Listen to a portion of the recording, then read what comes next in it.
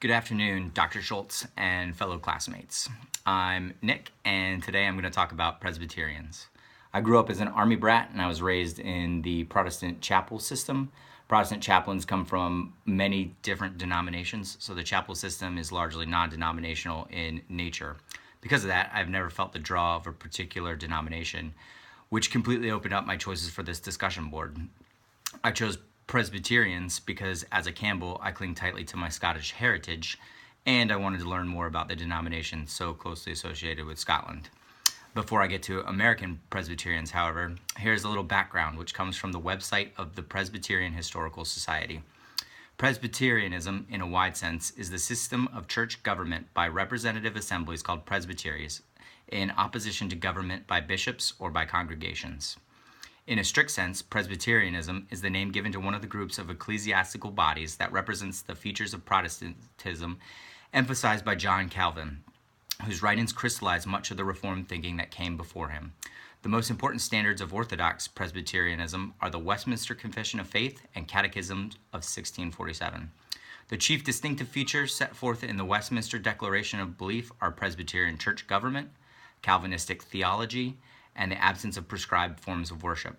Presbyterians trace their history to the 16th century and the Protestant Reformation. According to Mark Knoll in our textbook, Francis Makemie, 1658 to 1708, was the individual most responsible for the organization and spread of Presbyterianism in America. He was born in Ireland, trained in Scotland, and commissioned in Northern Ireland for missions. Through this commission, he evangelized throughout the New World, mostly along the eastern seaboard. He established the first Presbyterian congregation in America at Snow Hill, Maryland in 1684. In 1706, he brought together Presbyterians of different backgrounds, English, Welsh, Scottish, Scotch-Irish, and New Englanders, to form the Presbytery of Philadelphia, which assumed the freedom to organize and the right to worship, preach, teach, and administer the sacraments. Growing population and immigration caused the Presbytery to organize the Synod of Philadelphia in 1716. The church began to develop its own indigenous leadership and educational, mission, and charitable institutions. Presbyterianism had a huge influence on republicanism and patriotism during the founding of our nation. As Knoll again says, they felt that republicanism represented a political recognition of the Bible's realistic teachings about human sinfulness and the ongoing struggle between Christ, who promoted true liberty, and Satan, who represented the worst possible tyranny.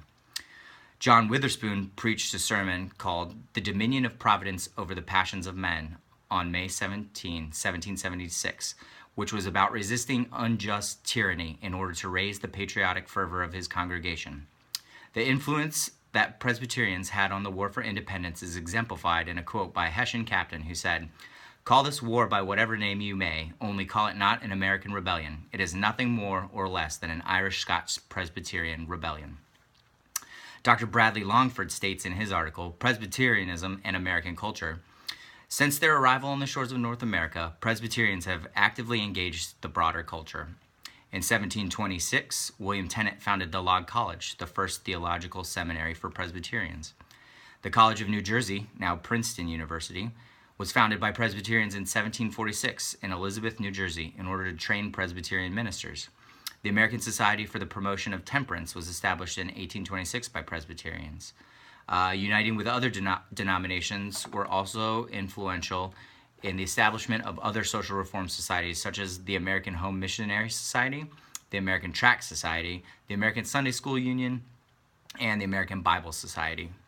Notable Presbyterians who have influenced American society include the founding father and first stable president of Princeton, John Witherspoon, inventor of graham crackers, the dietary reformer Sylvester Graham, the father of modern revivalism, Charles G. Finney, founder of the American Temperance Society and patriarch of the renowned Beecher family, Lyman Beecher, celebrated evangelist Billy Sunday, theologian and philosopher Francis Schaeffer, the second man to walk on the moon, Buzz Aldrin, and an important figure in my generation's upbringing, the television personality, Presbyterian minister, and all-around neighbor, Mr. Fred Rogers.